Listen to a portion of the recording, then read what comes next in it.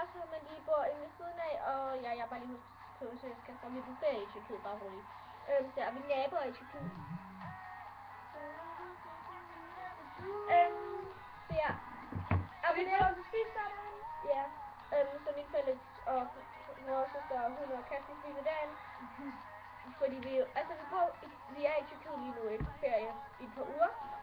Og så sker ikke så meget lige nu i hvert fald. Ej, vi er ikke i Tyrkiet. Vi er hjemme hos Kasper. Nå, men det var bare lige min mor, der skrev, at jeg havde fået lov til at spise. Ja. Det er Kaspers første video på hans kanal. Og vi har været i Rema. Ja, og vi viser det næste. Jeg skal lige sige, abonner på Kasper, like denne video, skriv nogle kommentarer til videoer, vi kan lave, mens jeg er her. Plus, så gå op i søgefeltet og skriv Julie Karsten.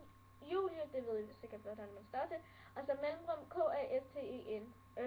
Fordi at når jeg når 50 abonnenter, så kommer der en ret stor giveaway, så ja. Hvad? Hvad nu? Nå, nej, okay, jeg købte en sodavand. Med både med sin søster. Og nej, fordi jeg købte den jo, fordi min søster skal finde, og så købte jeg nogle chips. Ja, så dig. Og jeg har købt en cookie. Og jeg hedder, hvad hedder det? Boybeliever 212. Jeg finder ham lige. Og ja, jeg hedder The Bieber Lover 62 på Instagram, og Kasper hedder Boybeliever.